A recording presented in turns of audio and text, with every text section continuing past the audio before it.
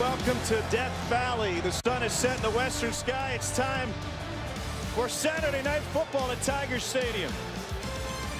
Texas A&M and LSU meet to close the regular season, and this game always comes with drama.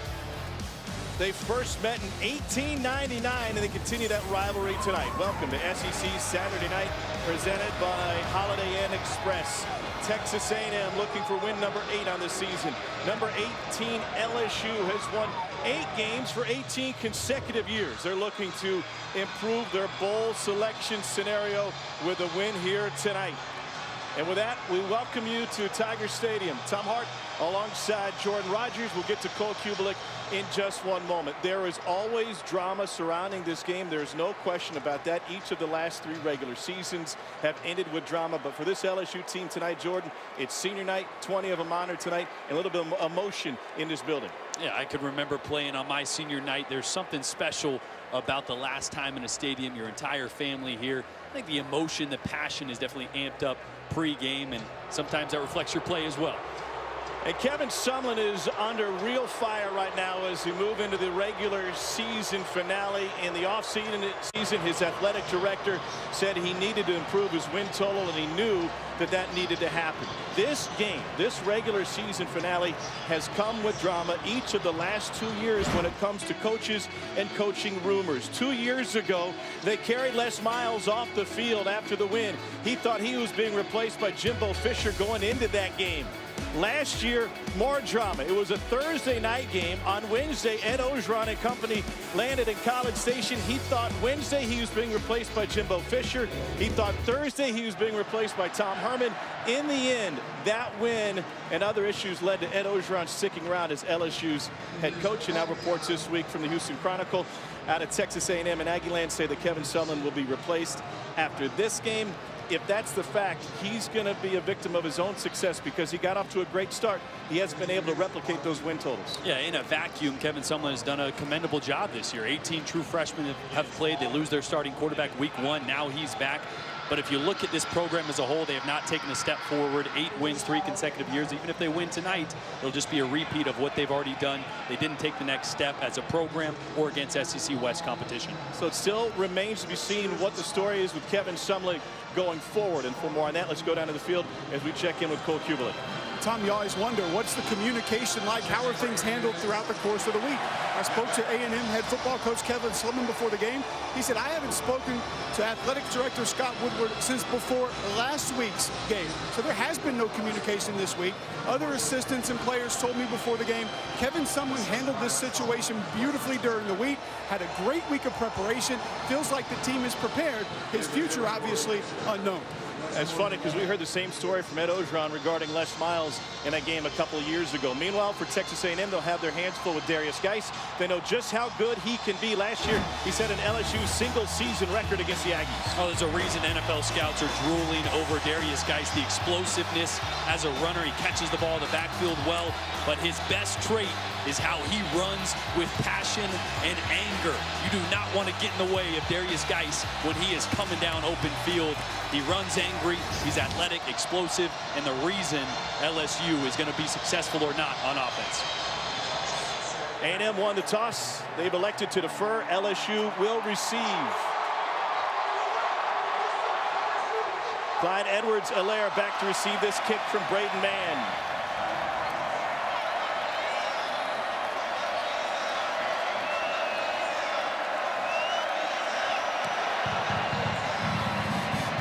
Line drive kick taken 3 yards deep, and Helaire will take a knee. So on this senior night, it's a transfer getting the call for LSU. 34th career start for Danny Etling. He's from Terre Haute, Indiana. Started his career playing for the Purdue Boilermakers. 16-7 as a starter here at LSU. He has battled injuries over the last year. He's already graduated with a degree in mass communications. Last time out against Tennessee, effective and efficient. 11 of 15 for 81 yards and a career high 324 against Texas A&M last year. Shifting in motion, the constant for LSU on their offense. Darrell Williams starts in the backfield instead of Derrius Guice. And on play action on first down, they swing it out to one of their seniors, John David Moore, and he lost the football on his way down. They'll say he was down. And he gets up shaking his right wrist for the senior from Ruston, Louisiana. That ball was definitely coming out. And we have a clear and immediate recovery by Armani Watts of Texas A&M. Moore took a shot right in his left wrist, and that caused the ball to pop right out. Charles Oliver came up to put the hit on him. Fumble recovery by the defense. First down. So there you go, and an early takeaway for Texas A&M. And Kevin Sumlin's team will put its offense on the field with a short field. Big momentum change early. LSU with their backs against the wall. Got to get this crowd into it and come up with a stand earlier than they thought they might have to. Their defense has been fantastic all season under Dave Aranda. They can get after the quarterback. Both defenses do. Both of them top 10 in the country in sacks. Travion Williams in the backfield. Nick Starkel will look to throw on first down. And he's got his man complete to Cristian Kirk, but he took a lick after a gain of 12. This is really a change in philosophy for this Texas A&M offense, Tom. Nick Starkel, guy who started the season, is a talented passer, and Noel Mazzoni wants to be a pass-first team to set up with a run. Saw that first play, finding his guy, Cristian Kirk. Starkel hands it off this time to Travion Williams, and a gain of 5 on first down. Here's what Texas A&M is featuring with its offensive unit. Cristian Kirk, the most dynamic player on this offense. He can run it, he can catch it. He's obviously talented in special teams. They will move him all around the field to find mismatches with his defense. Kirk in the slot. They go to the slant, and that's intercepted. Derrius Williams, they call him greedy for a reason. He's got his 5th pick of the year.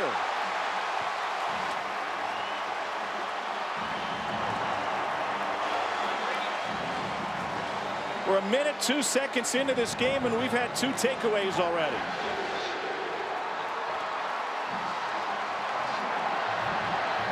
And this is just a fantastic job by Greedy Williams. This is a play that Dave Aranda said we were expecting to come. Cristian Kirk on the inside runs off. They try to hit a slant on the outside to Damian Ratley, and Williams read it the entire way. That's a great job of translating film study and practice onto the game field early. LSU's been fantastic in the takeaway department all season. Here's Guice. And he rips off another big one before Dotson trips him up. It's a gain of 9. We see Derrius Guice getting involved, but this offense is really successful when their tight ends are involved, not just catching the football, but more importantly, blocking the movement, the shifts, the motions. You're going to see Foster Moreau and J.D. Moore moving all over the field, catching the ball, but more importantly, blowing holes for Guice and Williams. Here's Guice again. First down. Gain of 4. Buddy Johnson in on the stop from his linebacker spot. Already a takeaway for this Texas A&M defense, led by John Chavis, a longtime LSU assistant. We already called Dotson's name. He's the Mike linebacker here. So against a Matt Canada offense with the shifts and motions, it's so important that the Mike linebacker identifies those unbalanced sets, gets guys to move and adjust when LSU does. This year in a big gain on play action to Russell Gage. It's a gain of 31, senior to senior for LSU.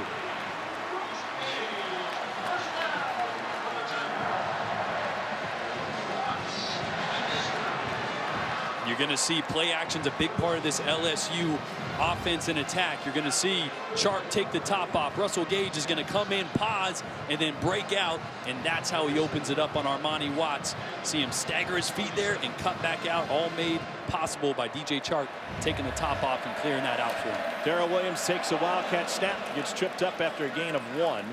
Tyrell Dodson with the tackle. First time we've seen the Wildcat tonight for LSU. And you know, Tom, back to that big play. Danny Etling has limitations. He's not a guy that's going to throw 20, 30, 40 times a game, but those plays are so important to keep this LSU offense from being one-dimensional.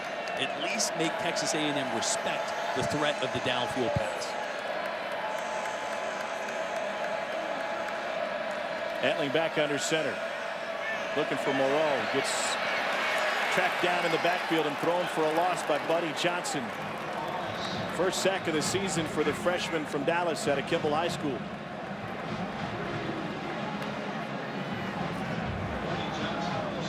Trying to use Derrius Guice as a decoy there, get a quick, easy throw, completion to the back, but well covered by Texas A&M. You're going to mix those easy throws for Etling with a few downfield shots to keep Texas A&M honest. Johnson made his first start against Arkansas a couple weeks ago. Back out there tonight. 3rd and long for LSU. They'll go trips to the left side. Etling staring that way. They'll let it go down the sideline. Too strong. Gage was his intended receiver. He was locked up by Antonio Howard. Good coverage by Howard downfield. Really nothing there. Could have tried to throw it back shoulder, but in the end, that's good coverage by Texas A&M in the secondary. LSU's had a revolving door kicker over the course of this season. Ed Ogeron has gone back to Jack Gonsolin, sophomore out of Catholic High here in Baton Rouge. This will be a 46-yard attempt.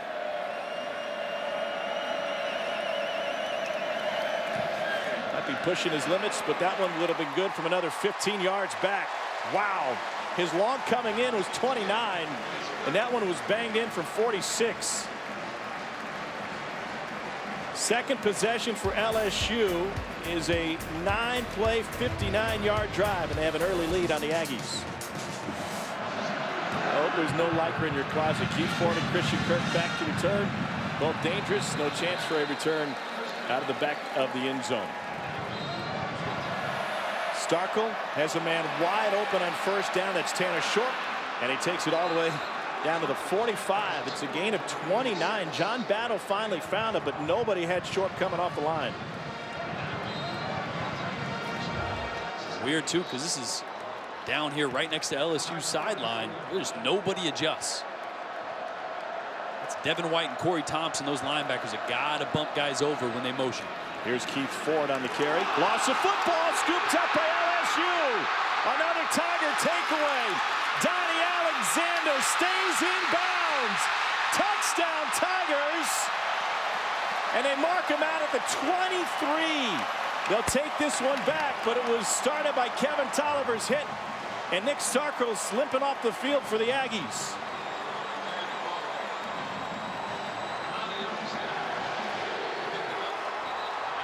Oh, remember I was saying senior day, the passion, the emotion could be amped up a little bit. Well, LSU is rolling on defense right now. Getting a hat on the ball, scoop and score, and almost score at least. Tries a tightrope here at the end. Boy, it was close. Right there. Right foot.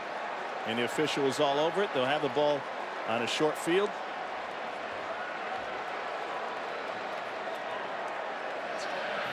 Here's Gage in motion again. And back to the right. Guice hit in the backfield. Couldn't get out of the tackle. And he's taken down for a loss for the first time. Taro Alaka, the junior out of Cypress Falls in Houston, with the tackle. That's a great play by Alaka.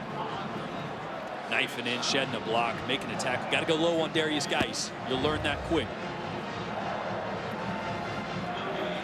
This Texas A&M front is playing well. They're not the best in yards and points from a defensive standpoint, but they play really well on third down, and they're improving in the red zone as we see them here. On 2nd and 10, Guice with a toss is only able to find a yard. Michael Clemens with the tackle for Texas A&M.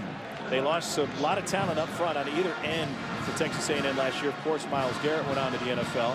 But these guys, Jared Johnson and Landis Durham, have picked up right where those guys left off last year. And right here, 3rd and 9, 3rd and long. This is where we see those pass rushers really start to square off. You're going to see Landis Durham right here off the edge. Here he comes. Trying to beat the right tackle. Almost got to Etling, and Etling will go down. Another A&M sack.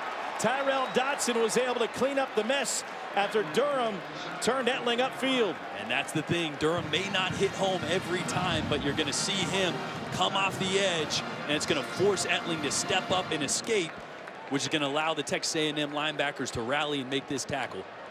Great job providing pressure, and then Armani Watts, it's a safety. playing up in the box. That's how athletic and versatile Armani Watts is. 33-yard attempt for Gonsolin. And that one's good. He is 2 for 2 tonight. LSU with a 6-0 lead. The sack was key, but it all started and gave LSU a short field thanks to another Tiger takeaway. Helmet on the ball from Tolliver. Alexander scooped it up. It's 6-0 Tigers. We somehow lost the footage of Cole on the mechanical bull. We're told the bull lost that one. Busy day here in Baton Rouge.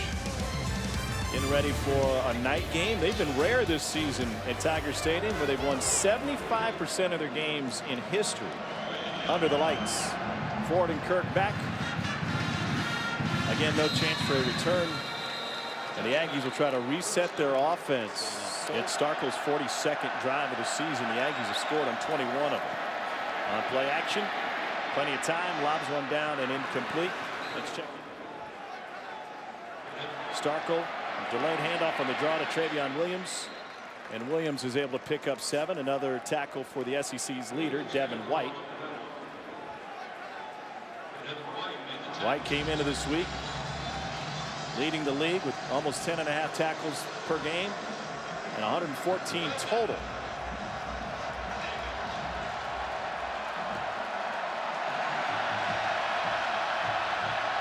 Kirk in motion on 3rd and 3. Starkel looking the other way. Pressured. Back foot throw. And it's wide of Damian Ratley. Kevin Tolliver had the coverage. What is not working so far for A&M? Well, it's just really good coverage downfield. And we spoke with Dave Aranda earlier this week about what they were going to do on the defensive side of the ball. And they say we might start mixing a little more zone coverage, giving our guys a little more chance to have eyes on Nick Starkel. Now there's not the threat of a running mobile quarterback in there. So we're seeing a little bit of that. It's just good coverage downfield for LSU early. LSU long has been a defense predicated on man coverage, both because of and as a result of having so many pro prospects on the field. DBU here at LSU.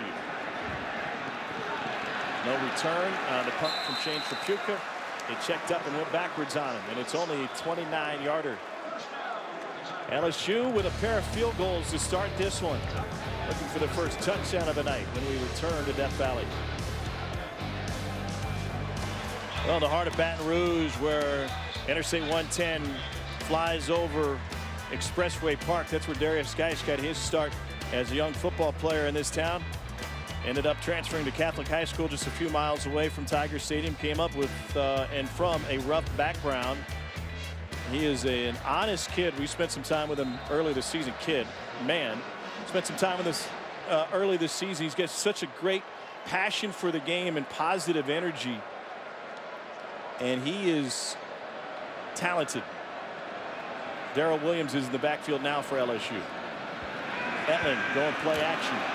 Great coverage downfield. He's going to chuck it anyway. It is hauled in. DJ Chark with the catch. Flag down after a 48-yard completion. How did that drop into Chark's basket?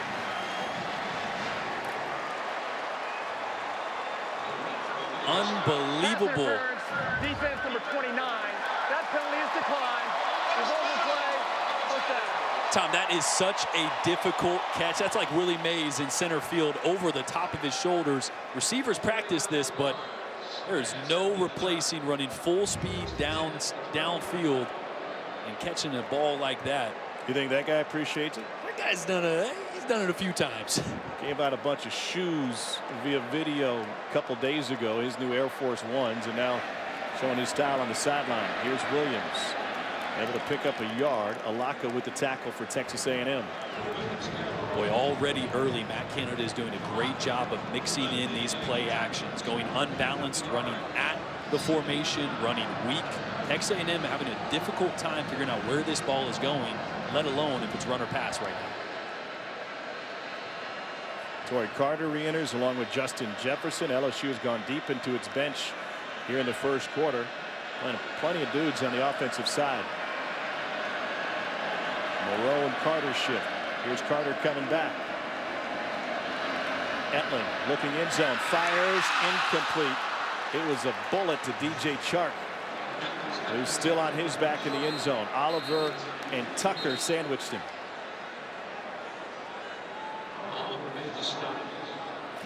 Tell you what, this ball is jumping out of Danny Etling's hands.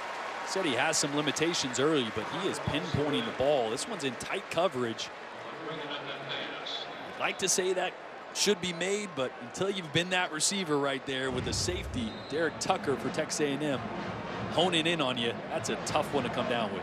So Chark will come off for a moment. You talked about Etling trying to get to full strength. Injured hand in his fourth quarter against Tennessee. Also a back injury, rib injury, ankle injury this year. Off-season back surgery after the spring game for LSU. 3rd down 9. Aggies bring extra men. Etling end zone again. This time it's caught, and it's Russell Gage with a touchdown.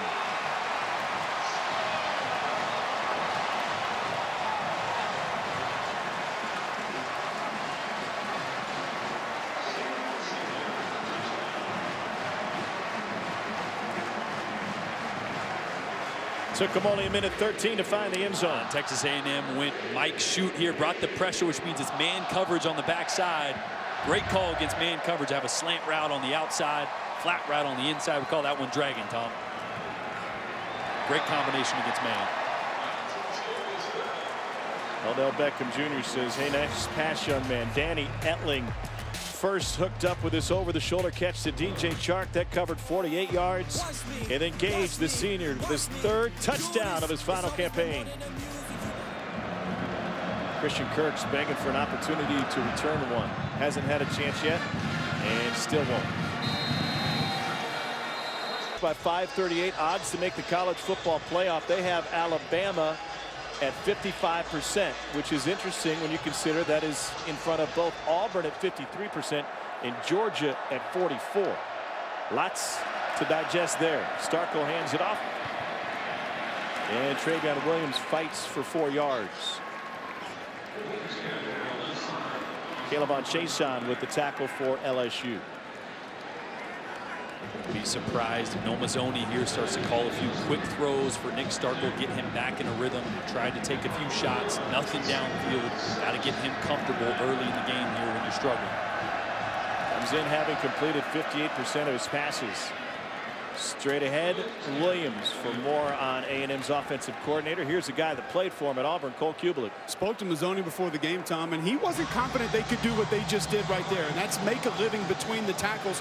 More success on this drive, but Mazzoni kidding around with me. He said, Cole, I might throw the ball every play this game.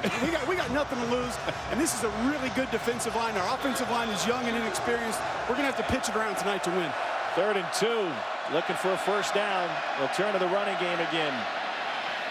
And brought down short, it looks like, depending on the spot. A&M has run 11 plays. They've managed 2 first downs. They've turned it over twice.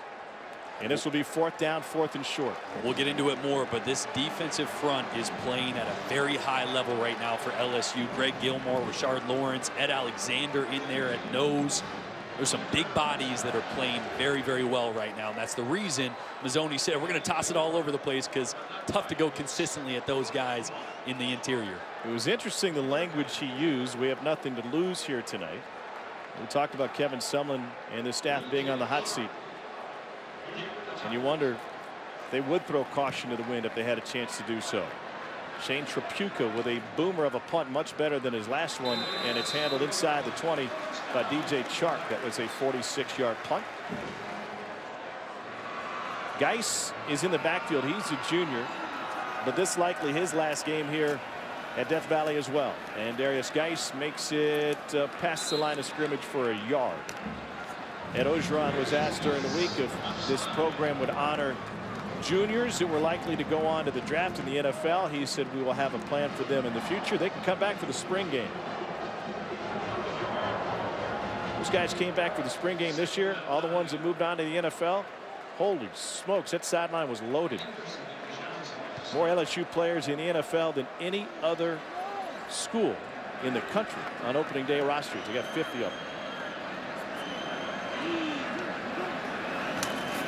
Jet sweep for DJ Chark. And he took a pop just on the sideline from Derek Tucker. 50 players on opening day NFL rosters for LSU. Trojans are second with 45. Here's Odell Beckham Jr. People always ask why we talk about the SEC being one of the best conferences. It's not always about the wins and losses as it is about the talent. So 3 SEC schools there in the top 5 in the country with guys on NFL rosters. Talked a lot about the defensive backs that have come out of LSU. There's plenty of offensive talent that has come out of here lately as well. To be honest, kind of was a double-edged sword for the previous coaching staff. That's complete for a first down to Derek Dillon.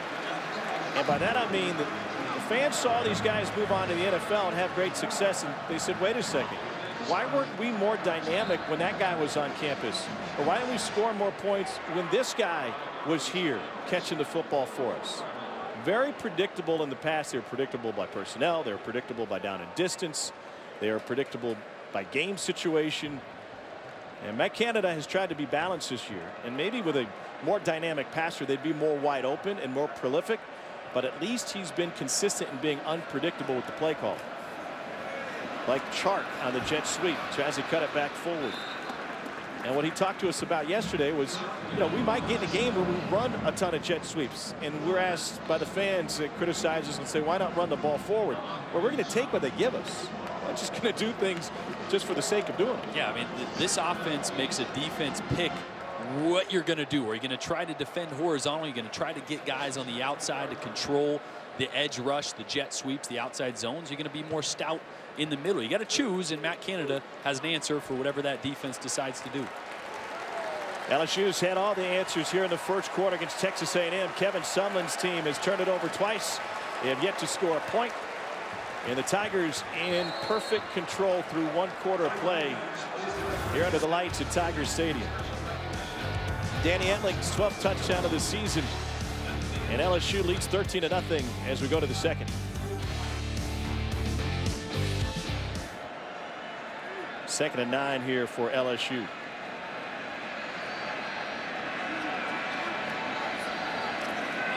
Etling dumps it off. This is Darrell Williams, and he's got a first down and plenty more. Nice move in the open field. Williams in a foot race, trying to beat a linebacker, and gets taken down at the 20 for a gain of 55.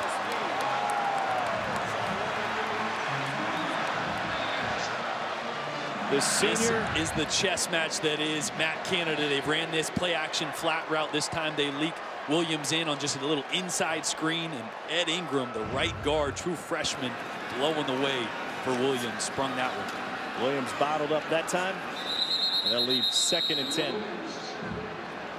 Let's go down the field. Cole standing by with a special guest. Tom, have Odell Beckham Jr., former LSU wide receiver here, and also have the Nike Air Force One OBJ. You said it's not a signature shoe, but it's your shoe. Tell us how this came about. Well, they smell good. It smells good, right? Yes, I love it. I've been working with Nike since I've been in the league, and we just recently did some things. And this was the Nike OBJ SF Air One. And it's been phenomenal. It's been a great project. It's just, it's unreal. It's surreal. I don't know what words to describe what it feels like to work with a company you've been wearing since you were 3, 4 years old, and have your own shoe and your own line and your own things that are going. So I'm tremendously blessed by God, and this is really, really an honor. I'm happy I gave something to the team. Hopefully this brings us back to where we're supposed to be, and that was the goal. Now, obviously, you're a sneaker guy. I've seen your Instagram. If not this shoe, if you had one other pair of sneakers to choose that I could let you wear, what would it be? It'd be this boot right here. Oh, well, you want to get rid of the boot, though, right? We got to get rid of the boot. No, any other shoe, the Nike Marty McFly is probably one of my Air favorite Max, shoes. did you get them? I saw you Max. tried them on. Yeah, I have some, but they're unreal shoes. Just there's so many shoes that Nike's has made that's just phenomenal. So this is truly a blessing. What would you think about playing in Matt Canada's offense? It would be phenomenal. You know, I went here, and, you know, these guys, they try and say that I'm a selfish guy and I want this. I went to a school where we ran the ball first down, second down, third down. You know, so I'm all about the team. This right here would be an example where Jarvis Landry, myself, and Jeremy Hill could have thrived in. But, you know, that wasn't our time. This is the time now. So it's time for these young guys to take advantage of it, man, and bring LSU back to where we're supposed to be. Great stuff. Thank you. Thank you so much. Back to you, Tom. All right, Cole, thanks. Here's Darrell Williams. He takes it down to the 1-yard line. Great catch by Foster Moreau, an effort on the previous play to pick up the first down. There's only one thing Cole loves talking about more than an offensive line, and that's shoes. And good shoe game by Darrell Williams here to take it to the doorstep.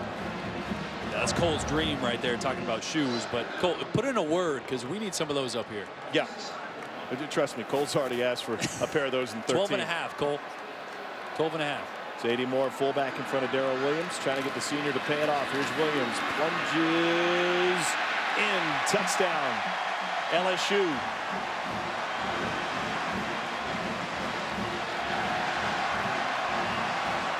Ninth touchdown of the season for Darrell Williams. Tigers rolling. Tom, this is the best called first half that I can remember from watching film on Matt Canada. The versatility to which he's using misdirection, play action. We saw the misdirection. They leaked the tight end backside. Foster Moreau, as I mentioned early in the game. I mean, he's throwing everything but the kitchen sink at Texas A&M right now. They don't have an answer on defense. Point after is good. 20-0 LSU. How would Odell Beckham Jr. like playing in this offense where Danny Etling's already thrown for 215 yards and a touchdown tonight? And on the ground, Darrell Williams finds the end zone. Yeah, that dude likes it. All LSU here tonight. 20-0 midway through the second quarter. They're trying to get the ball in the hands of Cristian Kirk on the return. The problem is they haven't had a chance. All touchbacks thus far from LSU. This one shorter, but hang time, and Kirk, one of the best in the business from just inside the goal line. Out to the 20. On 2nd and 10, Starkel lets it go and finds Kirk. And that's a nice gain for Cristian Kirk. And we got a flag on the tail end. Be the 3rd catch of the game for Kirk and a gain of 9. And we talked a lot about where Texas A&M stands right now in terms of momentum or loss of it, and that'll likely be a late hit, I think, on Devin White to take down Kirk after he was 2 steps out of the apron. After the play was over, personal foul, defense, 15 yards, automatic first down. But how about the job that Ed Orgeron has done with this LSU program? I mean, the loss to Troy was an unmitigated disaster.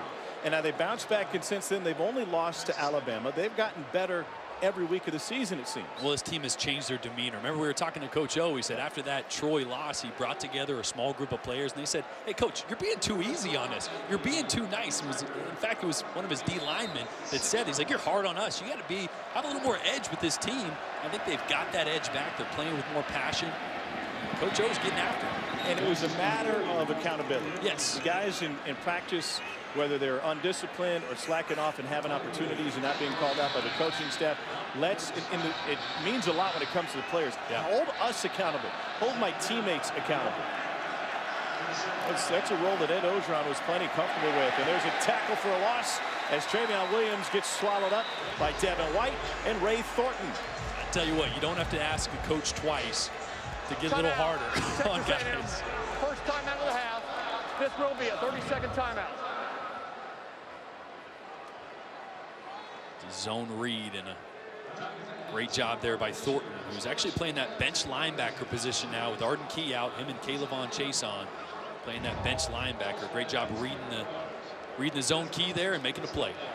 On 3rd down, incomplete. Travion Williams had a fall off of his hands. They had 3 players on the floor. The final 5 minutes of that game. 1-2 defense. No boxing one, no zone, no man. And actually, you got to play the triangle defense there. They scored some points in the second half. A&M's going to go for it here on 4th and 4. They've converted half of them this season. LSU's got their cheetah package on the field, which means they only got 2 defensive linemen there and a bunch of speed that might be rushing the passer here. They do bring pressure. And they'll drop another. Starkel lets it go complete for a first down. Able to find Cameron Buckley. So the Aggies trying to find the end zone and some momentum. We've used that word multiple times in the first half. They haven't grabbed it yet. Tom, this is the same play on that 3rd down where they came up short, and actually the same blitz by LSU. Good job of Starkel there and the receiver adjusting past the sticks this time. Lob, sideline, caught! A&M's got it at the 2, and Cristian Kirk hauls it in. 26 ticks left in the half, 31-yard strike. They're going to try to get to the line of scrimmage and snap one as quickly as possible here. Now they go back into a quick sugar huddle. Unbelievable throw by Starkel there. Off platform, sidearm, and right on target. Williams is the back. Starkel goes under center here. Pitch. Williams trying to find the pylon. He is in. And Texas A&M finds the end zone on a 2-yard touchdown run from Darrell Williams.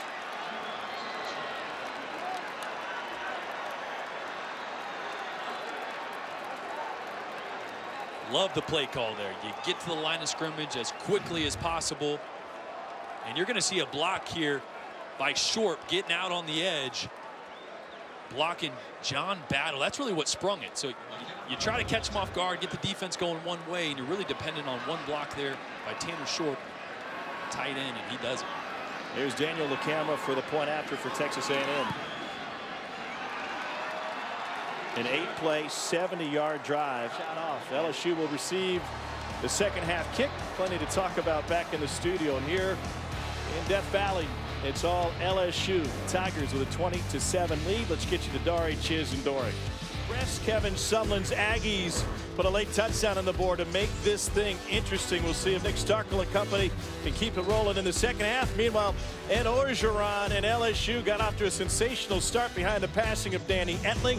They're trying to regain that momentum.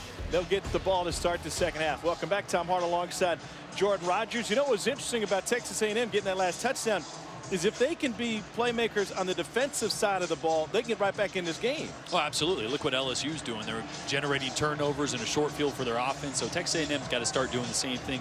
Really starts up front. When you talk to John Chavis, he needs more of his front seven, being disruptive, creating turnovers on the back end. They got to do that if they're going to stay in or compete in this game. And a correction, Aggies will get the ball to start the second half, so they'll put their offense on the field immediately. They found some rhythm on that last drive. Tough to win here on a Saturday night in Tiger Stadium. Tigers win 75% of their home games under the lights.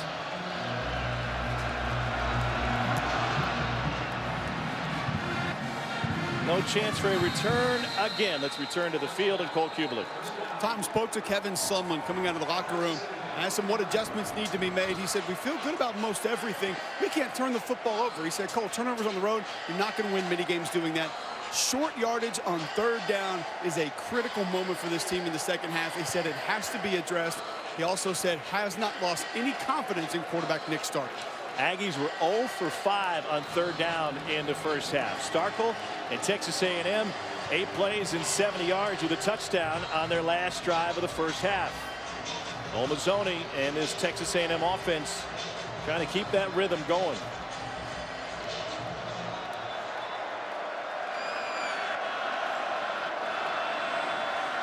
To Cristian Kirk, and that play is blown up by Kevin Tolliver. And that was a huge tackle because all Kirk needed was one block, and he would have had the sideline with elite speed. And you already see him moving Kirk around. He started on the left side this time, trying to get a nice, easy completion with the screen. One block, and that could go. He's going to be in the slot at the top of your screen now. Keep an eye on how they're covering him. One guy inside, one guy outside. On 2nd and 13, Starkel looking there. Instead, he checks back to his tight end as Tanner Short.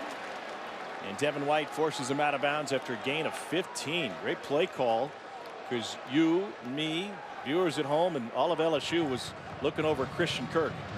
And sometimes that's good. It's good in the run game when you get 2 defenders, and let alone it creates one-on-one matchups for your tight end there on a linebacker that's not as athletic. Wide receiver Damian Ratley has been quiet today. He's at the top of the formation. There's Darrell Williams with the carry. Ratley came in with 12 catches and 5 touchdowns over his last 3 games. Doesn't have a single catch yet tonight. They'll split Williams out, and they'll go trips to the far side. Empty backfield for Nick Starkel. 4-man rush. They get pressure in his face, lobs sideline, and off the hand of Jamon Osborne, and we got a flag on the play.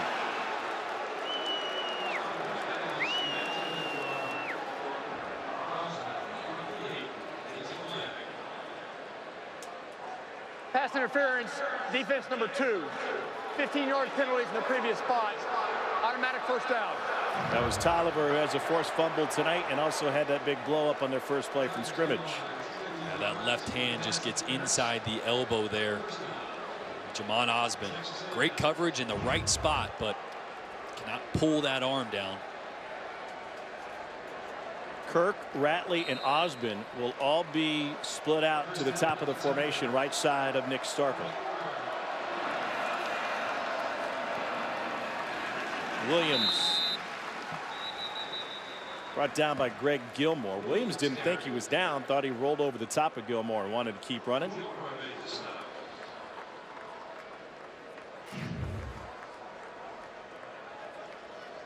Pulling both the backside guard and tackle on that one. Right elbow, right elbow and forearm came out. On 2nd and 11.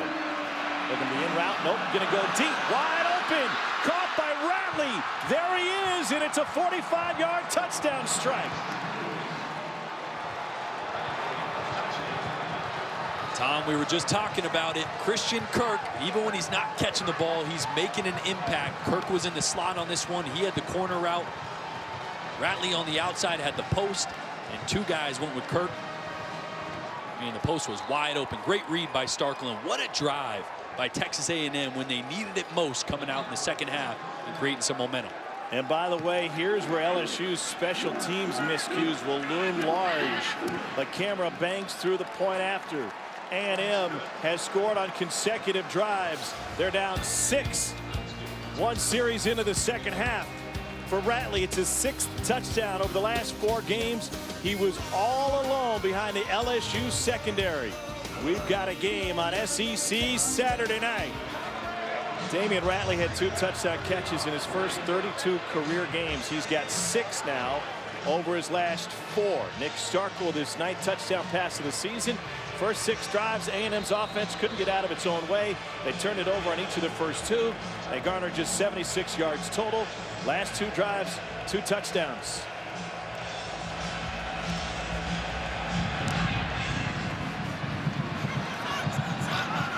Chance for a return for Clyde Edwards-Helaire.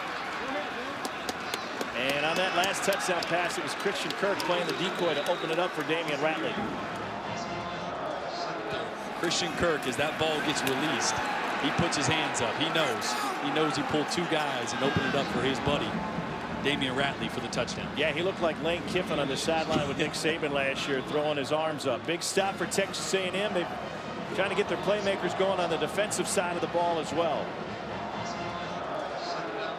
And it'll leave 2nd and 15. John Chavis has had playmakers on the defensive side for years and years. See if they bring pressure on Etling.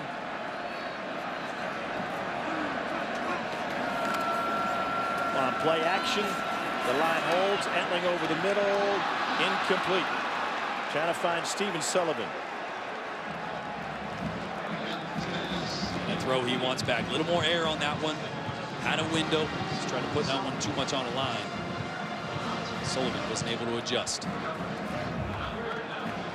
He's under pressure on this. The right read and the right throw. It's a little tap on the helmet. Just a little more air on that one. Would have had a completion. There's Michael Clemens, who brought pressure at the end. Elling's been sensational on 3rd down tonight.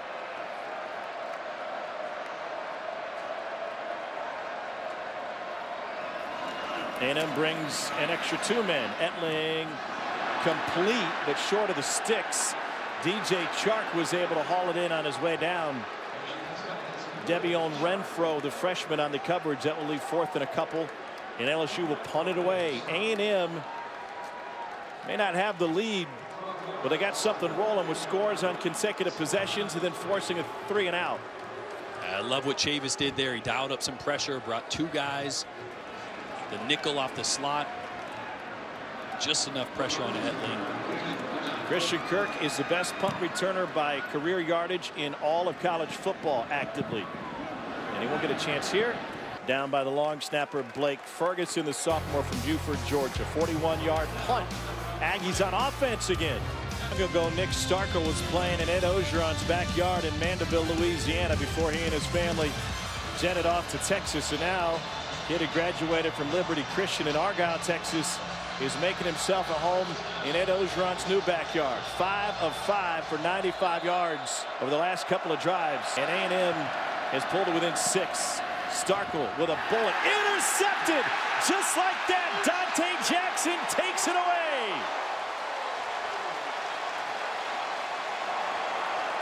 And what a play by Dante Jackson. Got beat on one play downfield earlier on Kirk. And that is a great break on the ball for an interception. Starkel here looking to fit one in on a skinny post to Kirk. And notice how they're playing one man underneath and one over the top on Kirk. They're going to let him, not going to let him get down the field.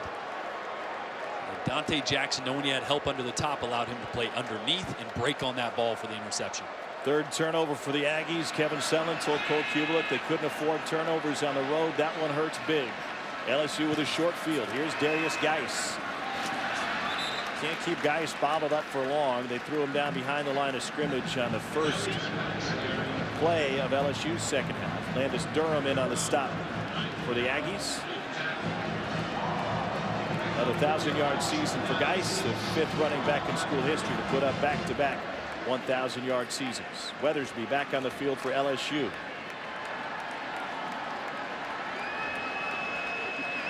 Etling out of the backfield. It's Clyde Edwards-Helaire.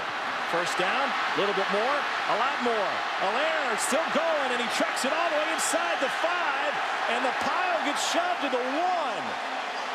26 yards for Clyde Edwards-Helaire. That's just a great play call against man coverage. You sneak the back out. Middle linebacker trying to recover from the middle of the field.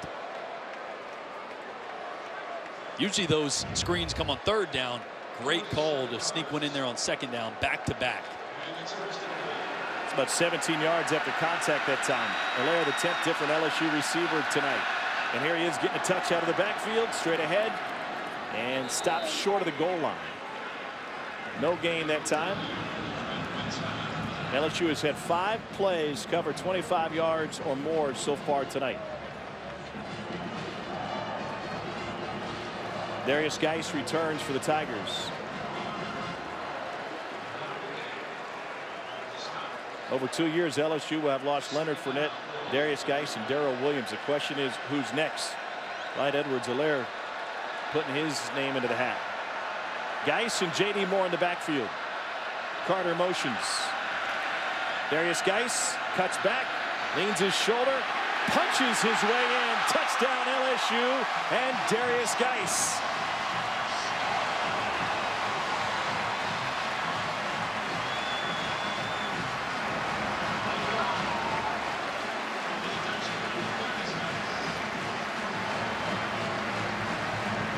Tom, and that's the reason you bring Derrius Guice in there for that short yardage. Texas A&M had him stymied at the goal line. The second effort got him in.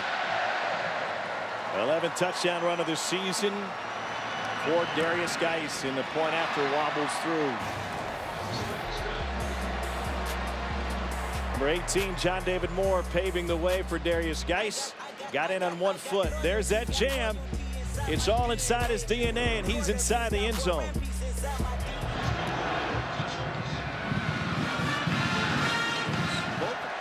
First and 10 now for Texas A&M.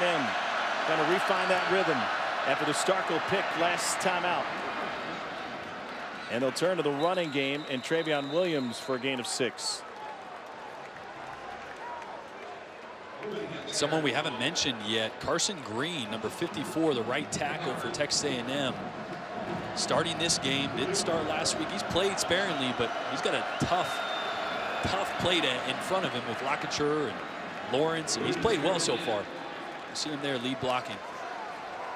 Frank Herron on the stop of Travion Williams that time. They'll leave 3rd and short.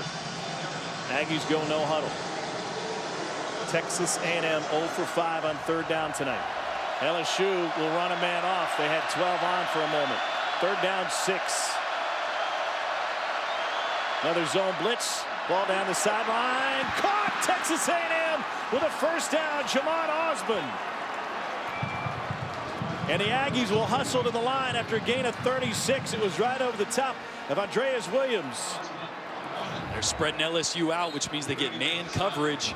And this is just another very accurate, really good ball by Nick Starkel downfield. They'll run it on 1st down with Keith Ford.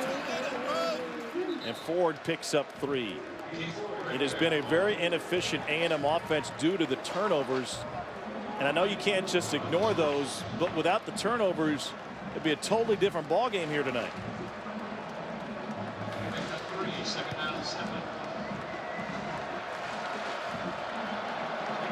Texas A&M stays in this 3-receiver set here. You're going to see man coverage, 1 safety high. They get it to Ford out of the backfield. Slipped on his way to a 1st down on a gain of 7. Turf just kind of gave out on him as he tried to cut back upfield. Another tackle for Devin White. This will be the 9th play of the drive for the Aggies. The shot to Osborne got him this deep. Ford again. Spins. Finds 2.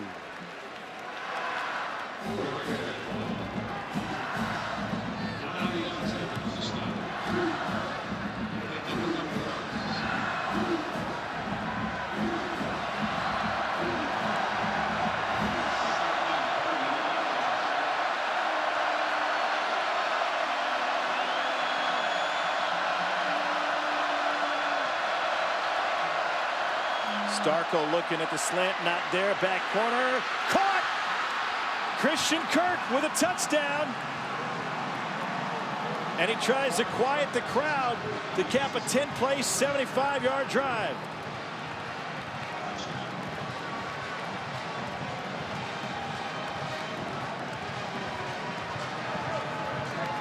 Starkel bounces back after throwing a pick on the last possession.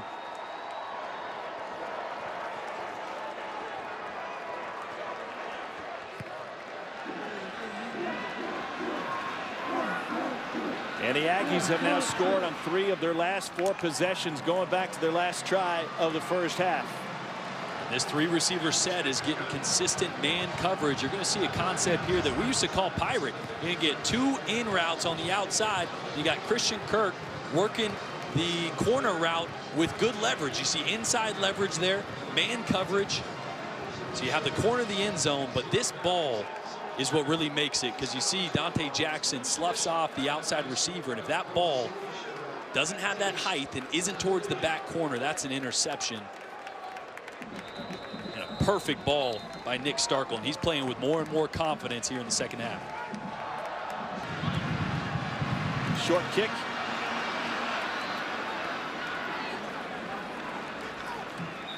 And Trey Gallman takes it out to the 24-yard line. It's not uncommon for 2 of the 3 of us to get a free pair of shoes. That is true. Toss to Guice. He'll cut it back to the right side.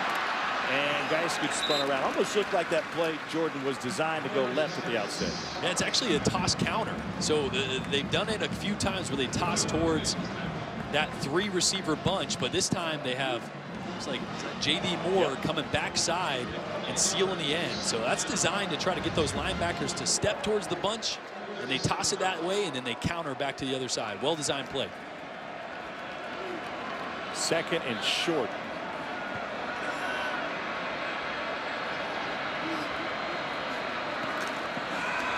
Derrius Guice dances his way to a 1st down.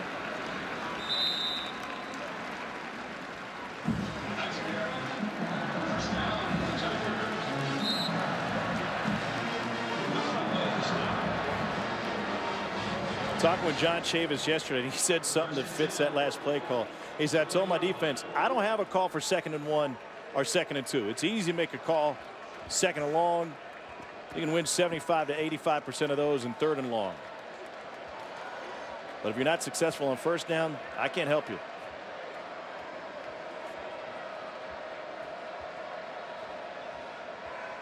Etling looking, crossing route deep downfield.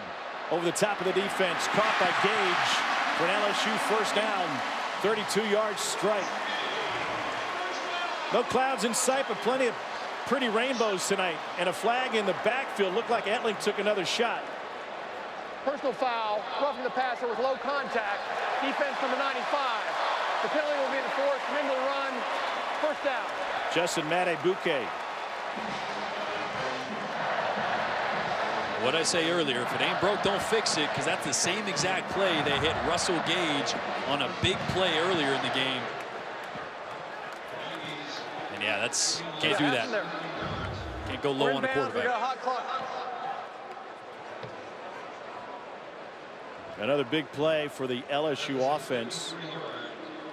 Gage has catches tonight of 31 and 43 yards, and Etling's thrown for 331 already. You're going to see Gage sell that inside release and hit the corner route. And really, Derek Tucker's in good position. He just doesn't get enough depth as he notices where that ball's going.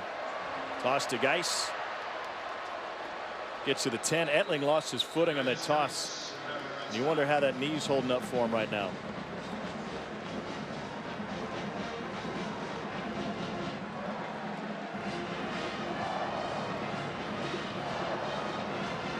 Hasn't really bothered his passing arm. Last year threw for 324 against the Aggies.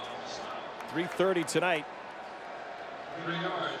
His career high came in a battle for the Old Oaken Bucket against Indiana in 2013. Here's Guice, by the way, after that. And still chatting along with the A&M defenders. 2nd and 7 now.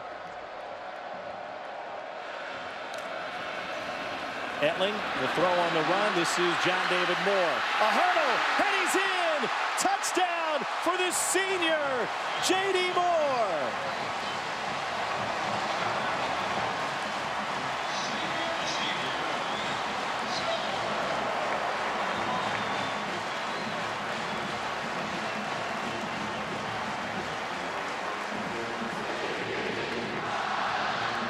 Something special on senior night here in Tiger Stadium.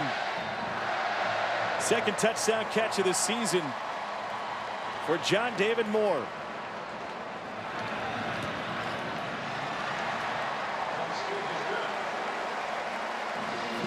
Again, Tom, it's the misdirection in the backfield, using Guice as a decoy, getting the defense to flow to the right and leaking out John David Moore to the left.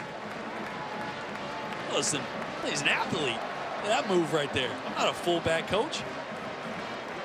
Right over the top of Devion Renfro. No, I'm not a tight end either. There's so many weapons with how Matt Canada draws up this offense. Everybody on the field is liable to catch the ball at any given time.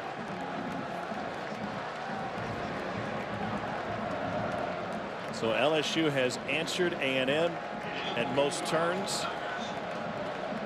An opportunistic offense and a couple of big takeaways on defense to try and slow down the Aggies. Kirk won't return this one. 3-man rush. And somehow Cristian Kirk gets open against his zone for a 13-yard gain and a first down.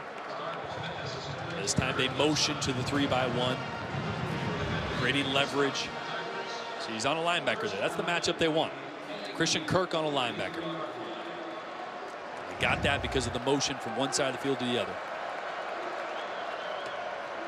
First down, they go to Ford, and he gets wrapped up by Rashard Lawrence. We were talking with Dave Aranda yesterday about installing more zone looks for LSU against A&M's offense over the course of this week. How big of an adjustment is that for a defense? Yeah, well, this defense is used to playing more man on 3rd down, bringing pressure, but because of what Kirk wants to do, and this Texas A&M offense wants to exploit man matchups on 1st and 2nd down, and on 3rd down, they really want to find Kirk. So if you go to zone on 3rd, you're able to put a guy on either side of Kirk, and you're going to see Cristian Kirk here in the slot. Blitz. Starkel taken down. It all started with the man that was in front of Kirk, Michael Divinity Jr. He turned him inside, and Greg Gilmore swallowed him up. First sack of the night for LSU. Greg Gilmore here, right over the ball. This is just a man here. He's got a double team that he's fighting through, and that's relentless effort. I mean, he's stonewalled by 2 guys at first, but he continues to fight, and ends up making a play. Nick Starkel limping around. This is 3rd and 11 now.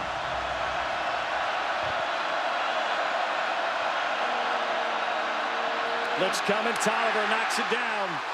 Incomplete. Jamon Osborne ended up catching it after the ball was tipped in the air, but it goes backwards. A loss of 6 after all.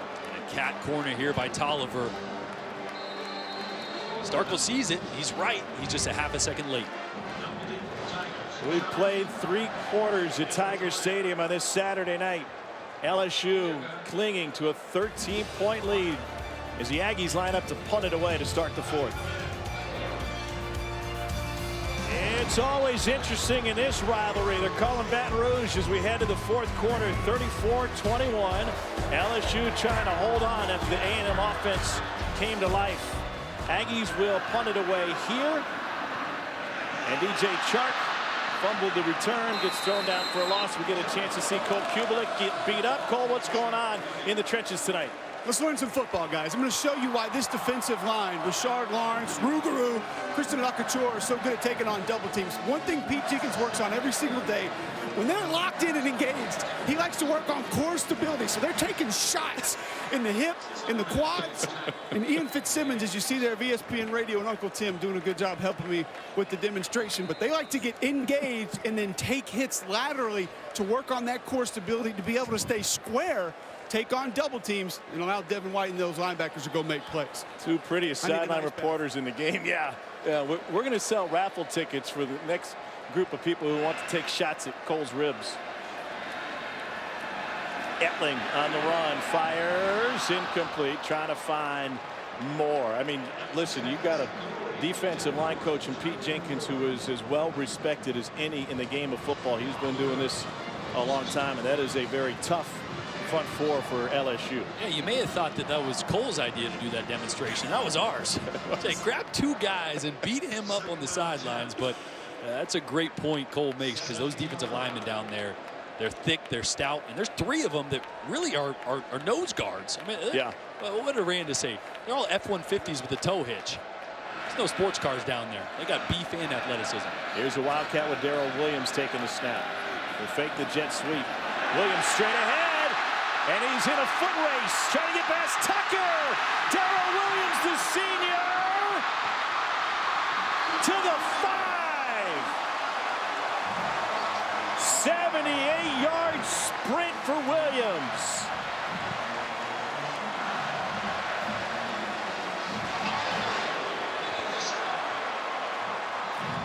This is what play action will do. In the backfield, whether it's a quarterback or wildcat, you get eyes in the wrong place, and a guy with Darrell Williams' speed and size is going to make you hurt. Fantastic hustle by Charles Oliver to track him down. 78-yard gain. He's in the Wildcat again. Already 1 touchdown run tonight for Williams. He's going to keep it again, and he'll get stopped just shy of the line of scrimmage. They introduced the Wildcat before that Alabama game, and it worked on a couple of big gains, including one from Williams.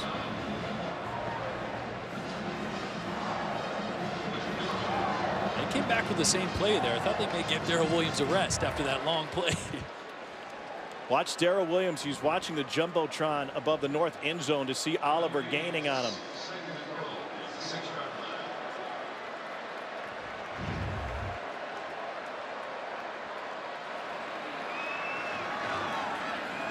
Etling shovel pass. Williams blown up, and he regathers. Dotson came in there to make the stop. They're going to call that an incomplete pass, and that'll leave 3rd and goal. Etling takes a shot here as well. Good job by Williams. Sure he secured that ball. It's a dangerous play when the pitch man gets that far behind you. Well, I thought that was a catch and fumble. Would have been a loss of 3. Instead, LSU catches a bit of a break as they rule it incomplete, but it looked to me like he had a catch and a football move to turn upfield. So 3rd and goal from the 7 instead of from around the 10.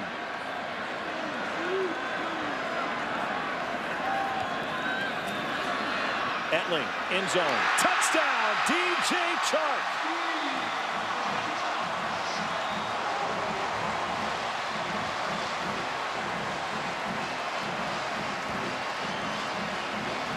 Well, Tom, and usually this Texas A&M team, they've been so good at making adjustments in the second half, but we aren't seeing anything different. That's the same exact play that Etling threw a touchdown on in the first half. An option route by the tight end in the slot and a slant behind it against man coverage. They're going to try to go up by 21 and go for 2 here after a couple of kick misses, including one from about extra point distance.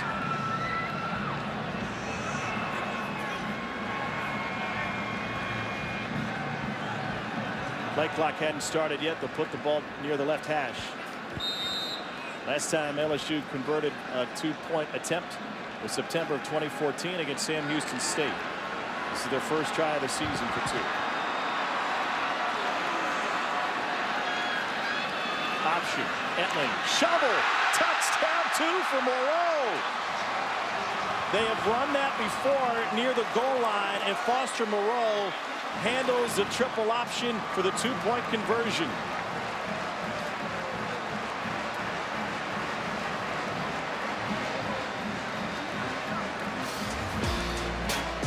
This is a triple option. It's not out of the wishbone. And the pitch to Moreau is another pass for Etling. It goes for 2. LSU drops 8 more, and it's a 21-point lead for the Tigers on this SEC Saturday night. The party continues in Baton Rouge. LSU has a 3-touchdown lead over Kevin Sumlin's Aggies. That's when you thought the Aggies were back in this thing. LSU put the pedal down. Danny Etling's thrown for 347 and 3 touchdowns. Cristian Kirk from the 6. So they've taken away the jet sweep. They've held Guice at less than 3.5 yards a carry. And the wild card has been Etling and these receivers who've been pretty quiet over the course of the season, relatively speaking, because they haven't asked him or leaned on him to go deep like this. Oh, when they rush as much as they do, coming in this game 66% of their plays, defenses will try to make you one-dimensional, stack the box, and that's what we saw earlier. That's why Guice didn't get going as much as he thought, but that opens up the lanes and the advantage downfield. And Etling and this LSU offense and Matt Canada dialed it up and took advantage of it. Starkel to the perimeter, and that's through the hands of Darrell Williams.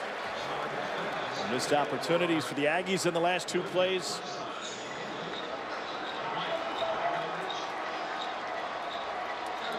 And now 3rd and 10 for Nick Starkel. Starkel threw for 416 against New Mexico, along with 4 touchdowns. Became only the 5th Aggie quarterback to throw for 400 yards in a game, and he only needed a half to do it. Such a blowout, he didn't play in the second half.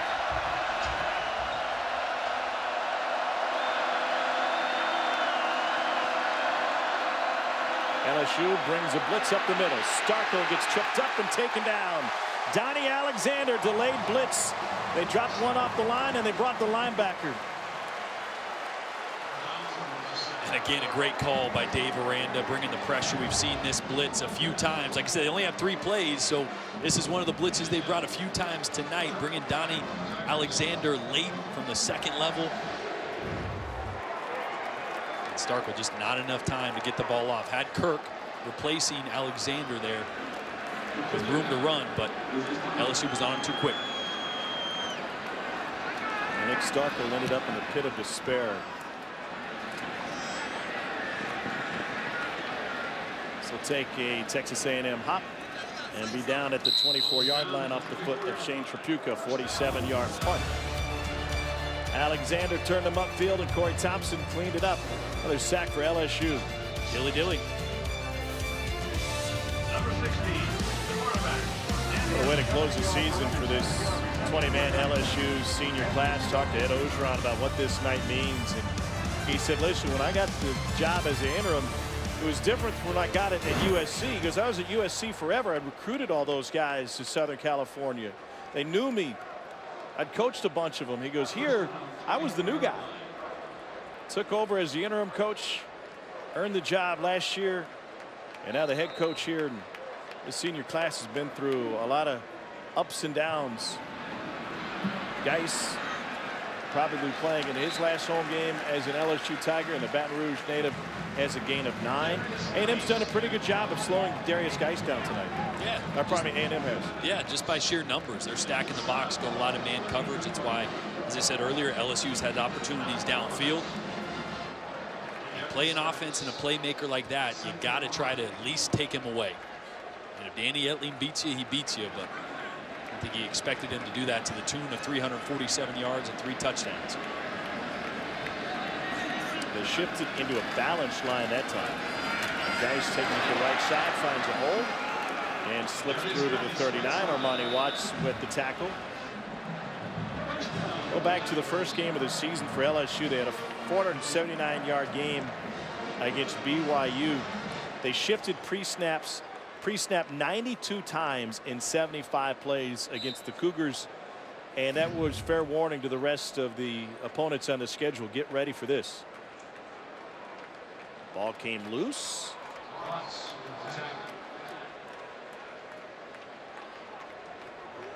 First and 10. Correction. First and 10.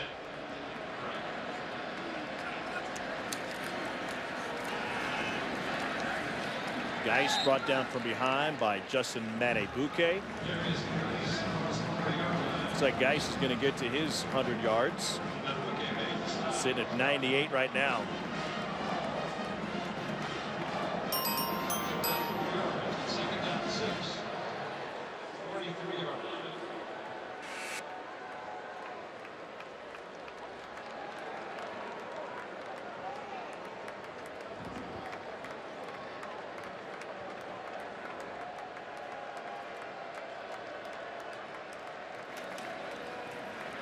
There's the century mark and a stiff arm to boot. And Derrius Guice is running right through his Texas A&M defense. He takes it all the way down to the 35. It's a 23-yard run for Guice.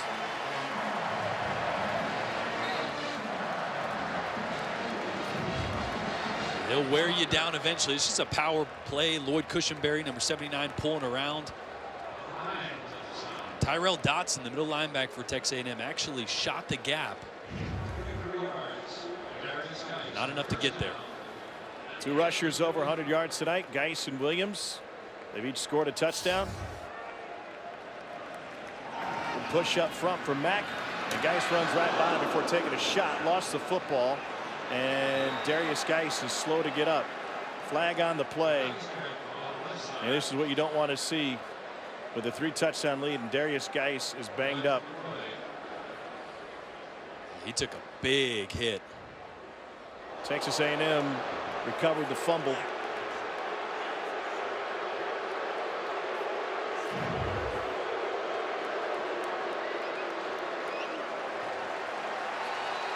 Derek Tucker with the hit. And good news that Guice gets to his feet to walk off. We did not have a flag. Well, we did have a flag, pardon me.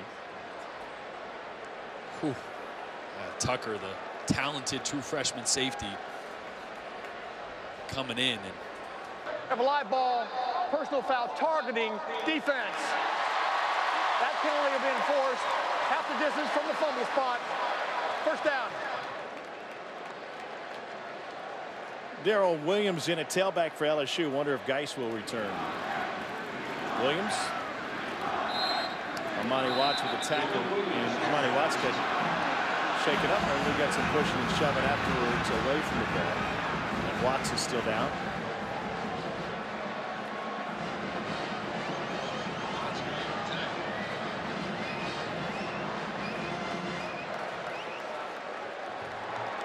And here comes Guice returning.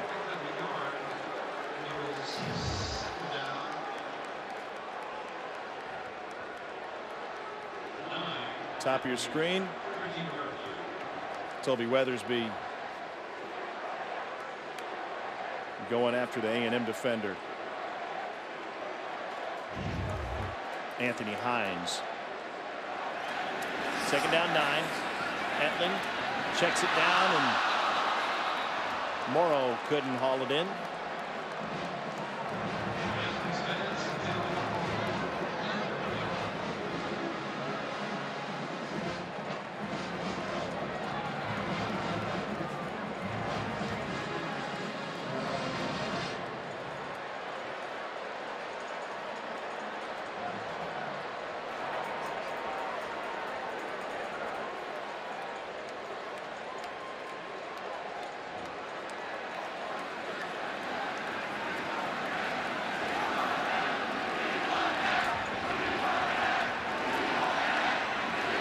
Scrambles, wanted to throw on the run, and gets taken down in the open field by Michael Clemens. And they'll bring up 4th down and a kicking chance for LSU. Tom, that was actually the exact same play they scored the touchdown on to Chark last time. A&M checked the zone this time. Good adjustment by them. A stop, by the way, for Michael Clemens. He came in with 9 tackles on the season. He's got 6 tonight. Connor Culp is now inserted as the kicker. He's lost his job after 3 misses from against Tennessee last week, 53-25 and a point after. And this chip shot is good. Culp from 26 yards. Played some sweet music. Look at Odell Beckham Jr. in the middle of the band. Good view from there.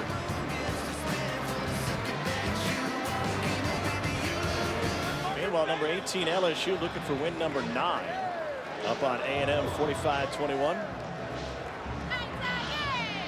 Will Wade, the coach at LSU, had a big win over Michigan over Maui, their first game.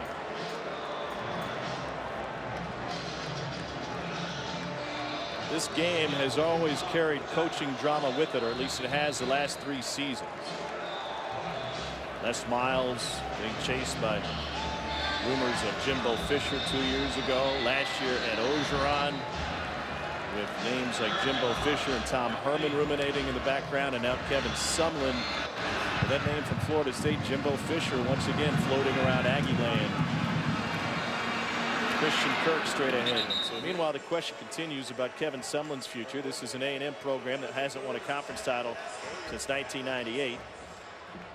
Haven't won a national championship since 1939. And if you're going to make a change at the coaching position, you're really making an investment in what you figure to be the future. I mean, it's a $50 million gamble in terms of buying out this staff, maybe buying out a guy who already has a contract somewhere else, bringing on his assistants. And if that's what you decide to do, you're going to do it to try and find a championship coach, because Kevin Sumlin has been a very, very good coach for Texas A&M. Win 8 wins, you get 8 wins a year, but you just don't have much success in the toughest division. And another pickoff intercepted by LSU's Devin White. It's the Tigers get another takeaway, and White forced out of bounds at the 10.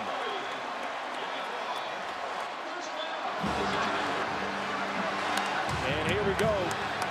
Multiple flags.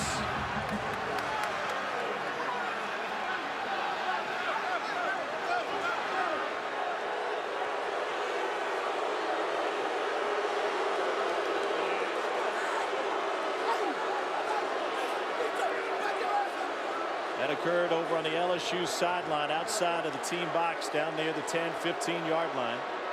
And plenty of LSU support personnel in there to break it up. After the play was over, dead ball, personal foul.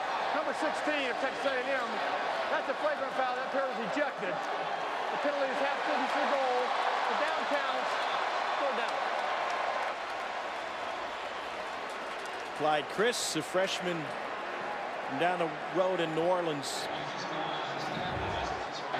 Traction, first down.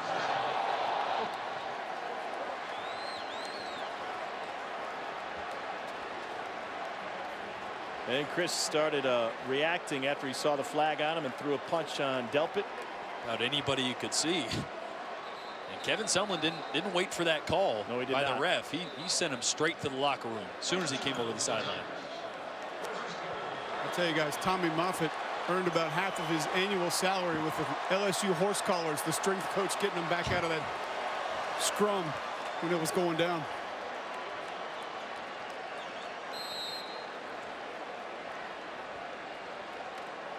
Kind of overshadowed another great play by Kevin Tolliver. How many times have we said his name tonight in coverage? Victory formation for LSU. They'll take a knee. A&M's got a timeout left.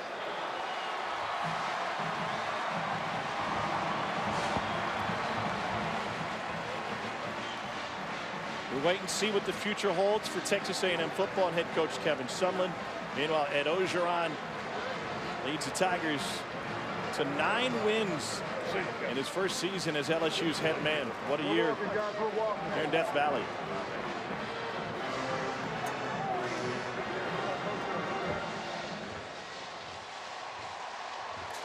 Coach Ogeron standing by with Cole Kublik. Hey. Thank you, Tom. Coach? Yeah. Describe what you learned about yourself as a head coach this season. Well, you know, how to fight through adversity, how to get the team to play together. It was 3-2. It was a tough time, but the leadership, staff stayed together. I'm proud of this football team. We mentioned your seniors at halftime. This is a group that you told us means a lot to you. What do they mean to this football program? You know, they bled purple and gold. They went through a lot of transition. They really mean a lot to me. They mean a lot to their teammates. They want to win this game. 6 of them have graduated. Most of them are close to graduation. Just so proud of them. The last few years, it's been a very different scenario for you. How does this feel being in Tiger Stadium, closing out the season with the win, knowing you're the head coach of the LSU Tigers? I'm just happy for our Tiger fans. I'm happy for our players. This is never going to be about me. I'm just happy for everybody. And I want this guy to come back with me one more year, baby. What's next for LSU football? You know, we're just going to wait. We're going to go on the road recruiting, see what happens. And hopefully we can go to a great bowl. These guys deserve a great victory in the next bowl. Great bowl game in their future. The Tigers have won 6 out of their last 7 games, 9 wins against 3 losses, and they roll up a season-high 601 yards of total offense. A senior day to be cherished for sure. 20 players in this senior class playing their final home game under the lights at Tiger Stadium. A bowl game awaits for both. What is the future of Texas A&M, and how bright is the future for LSU? Our final score: LSU 45, Texas A&M 21. Let's get you back to the guys in the studio. Dari Noka, Gene Chizik, and Chris Doering to take you the rest of the way tonight.